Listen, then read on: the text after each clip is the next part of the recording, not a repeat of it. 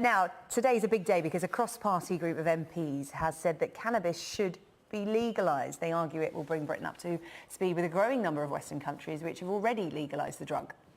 The new report claims it could generate more than £1 billion a year in tax revenue. Well, joining us now is Clark French, who has multiple sclerosis, and he says cannabis helps him cope with his condition. Hello, thank you very much for coming in. It's good to see you. No problem. Thanks for having me.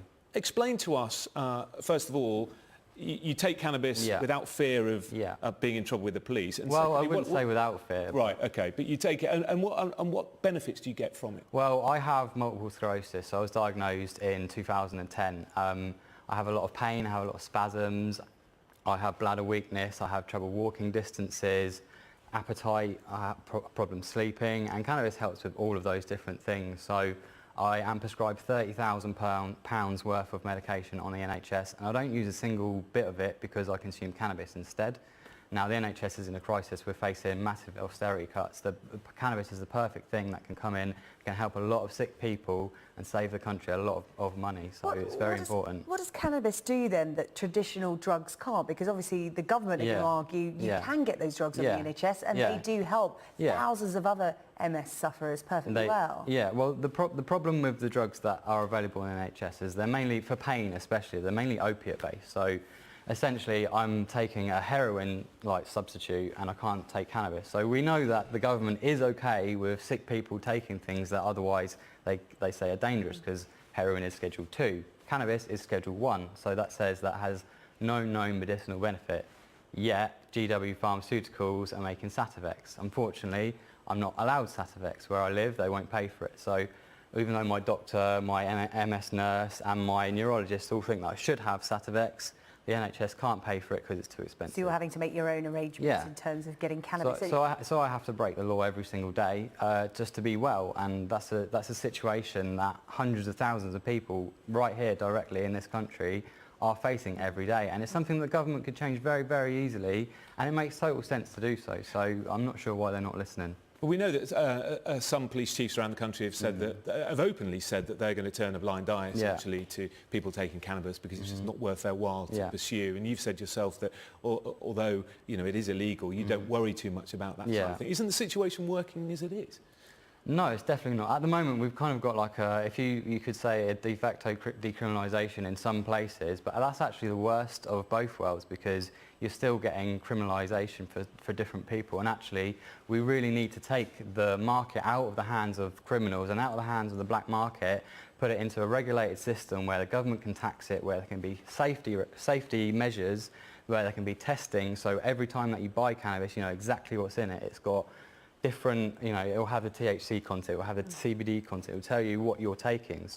So the problem that we have now with high-strength cannabis is that people don't know what it is, so it would have a label on it. There's always going to be a place for high-strength cannabis, especially for medicinal purposes. For me personally, a high THC is the best, by far the best option for me, because it reduces my pain. But I consumed it this morning. Would you say that I seem like a drug-crazed criminal?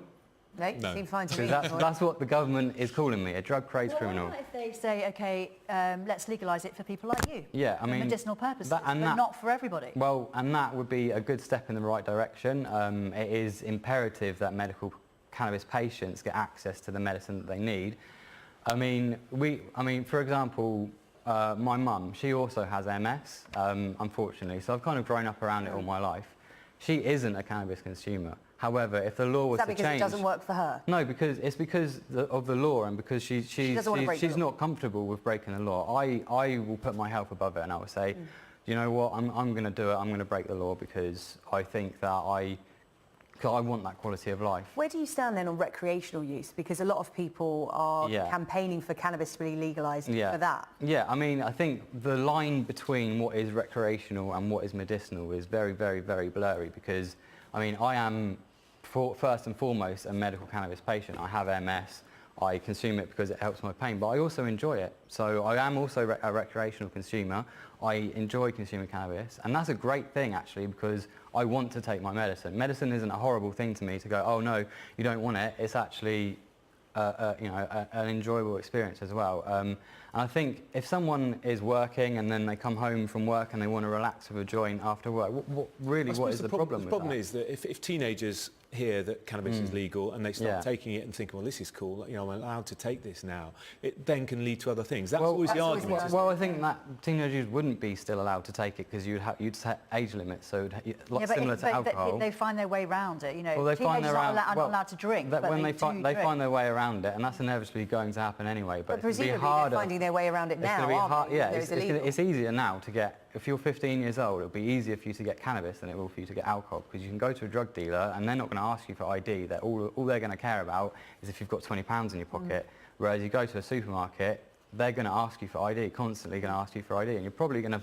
have to steal it off your parents to get it. Whereas not the case with cannabis. So if we want to protect teenagers from the harms of cannabis and from the harms of the harms of high-strength cannabis, regulation is the way to do it, and putting it in the hands of responsible adults who are not going to sell to children. Well, Clark, you argue your case very well. Thank you for coming in to speak to us here on Sunrise this morning. Clark French there, who suffers from MS and consumes cannabis to alleviate the symptoms of that. Thank you very much. We are going to be debating this subject here on Sunrise later on this morning, 9:30. Get your views in. Should they legalise cannabis, the government legalise cannabis for medicinal purposes, even for recreational purposes, at Sky News on Twitter.